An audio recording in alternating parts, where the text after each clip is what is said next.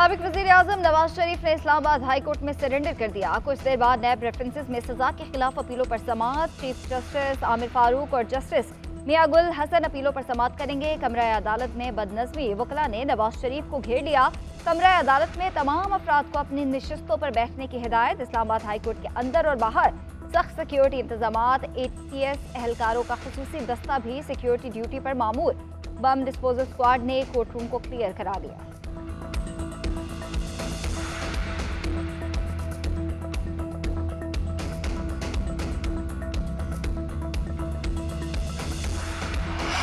Toshakhana case में नवाज शरीफ की जमानत मंजूर। नैब प्रोसिक्यूटर ने मौक़िफ़ इख्तियार किया कि नवाज शरीफ ने सरेंडर कर दिया, उनके वारंट मुस्तरद कर दें। वारंट मुस्तरद होंगे तो ट्रायल आगे चलेगा। एहतसाब अदालत ने नवाज शरीफ की 10 लाख रुपए मुचलकों पर जमानत मंजूर कर ली। नवाज शरीफ के दायमी वारंट और इश्तिहारी स्टेटस भी खत्म। नवाज शरीफ के जमानती के तौर पर नून लीग रहनुमा तारिक फजल चौधरी को मुकर्रर किया गया। एहतसाब अदालत ने नवाज शरीफ को हाजिरी लगाकर अदालत से जाने की इजाजत दे दी। तोशाखाना केस की समाअत 20 नवंबर तक मुलतवी। आइंदा समाअत पर नकूल तकसीम की जाएंगी। जायदाद जब्तगी की दरख्वास्त पर नैब को नोटिस जारी। 20 नवंबर को दलाइल तलब।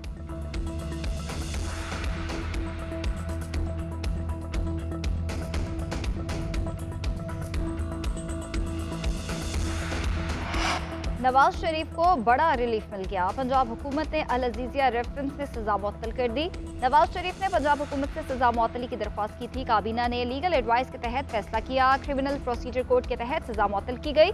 2019 में लंदन रवानगी से कबल भी सेक्शन 401 के तहत ही सजा मुअत्तल की गई थी। एक्ट के तहत हुकूमत किसी भी मुजरिम की सजा मुअत्तल करने का इख्तियार रखती है।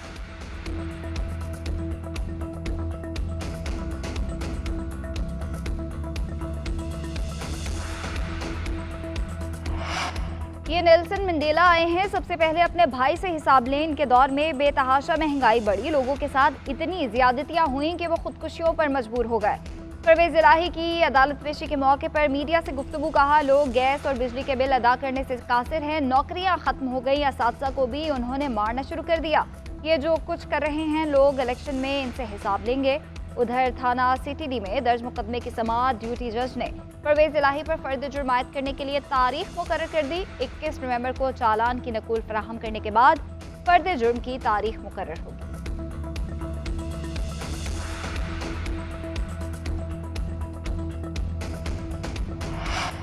मुल्क भर में इलेक्शन एक रोज कराने से मुतालिक दरख्वास्त वापस लेने की बुनियाद पर खारिज। चीफ जस्टिस काजी फायज ईसा ने असम्बली की तहलील और निगरान हुकूमतों पर सवाल उठा दिया। कहा, इलेक्शन से बहुत पहले के असूल मौक़िफ़ पर असम्बली तहलील करना तो अलग बात है। हुकूमत की मुद्दत मुकम्मल होने से ऐन पहले असम्बली तहलील करने का क्या मकसद है? शफाफ इंतखाबात का काम तो इलेक्शन कमीशन का है, निगरान हुकूमतों का काम क्या होता है? मैं सवालात उठा रहा हूँ कि शायद पार्लियामेंट इन पर गौर करे। दौरान समाअत फारूक एच नायक ने मौक़िफ़ इख्तियार किया कि 14 मई के इलेक्शन का फैसला देने वाला ऑर्डर ऑफ द कोर्ट मौजूद ही नहीं। 90 रोज़ की आईनी मुद्दत की खुद अदालत ने भी खिलाफ वर्जी की। जो ऑर्डर दिया वो 90 दिन से बाहर था। चीफ जस्टिस ने रिमार्क्स दिए कि यही तो समझ नहीं आ रही कि वो क्या ऑर्डर था। इस फैसले में इख्तलाफ मौजूद था मगर दस्तखत सब जजेस ने किए।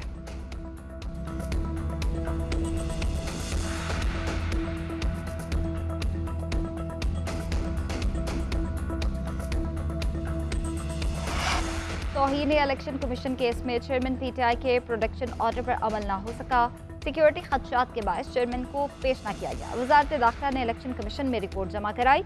इलेक्शन कमीशन को अडियाला जेल में जाकर समाअत करने की तजवीज़। इलेक्शन कमीशन अरकान ने रिमार्क्स दिए कि वजारत दाखिला अगर एक शख्स को सिक्योरिटी नहीं दे सकती तो इलेक्शन कैसे कराएंगे? वजारत दाखिला कैसे हमें हुक्म दे सकती है? इलेक्शन कमीशन ने सेक्रेटरी दाखिला को तलब कर लिया। समाअत 13 नवंबर तक मुलतवी। असद उमर और फवाद चौधरी से मुतालिक समाअत भी 13 नवंबर को की जाएगी।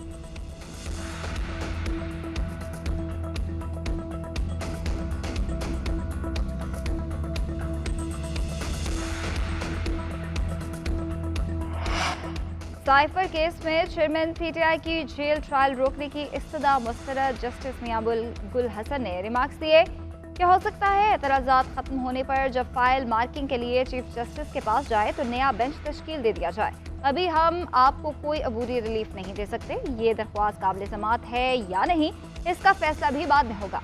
सलमान अकरम राजा ने मौक़िफ़ इख्तियार किया और कहा कि मुल्ज़िम की सिक्योरिटी के लिए जेल ट्रायल किया जा रहा है। मुल्ज़िम तो पूछा ही नहीं गया। नामुल्ज़िम ने कहा कि सिक्योरिटी खदशात की बुनियाद पर जेल ट्रायल किया जाए। अदालत ने रिमार्क्स दिए कि किसी शख्स के लिए रूल्स की खिलाफ वर्जी नहीं कर सकते।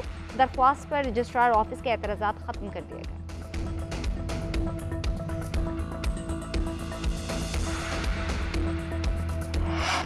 और वर्ल्ड कप के 23वें मैच में बांग्लादेश और जनूबी अफ्रीका मध्य मुकाबिल। प्रोटीज की पहले बैटिंग 3 विकेटों के नुकसान पर 190 से ज़ायद रन बना लिए। क्वांटम डिकॉक की सेंचुरी, हेंड्रिक्स 12 और रेसुवेंडर 1 रन बनाकर पवेलियन लौट गए। इंडियन मार्करम 60 रन बनाकर शकीबुल हसन का शिकार बने। बांग्लादेश के मेहदी हसन और शरीफुल सलाम ने एक विकेट हासिल।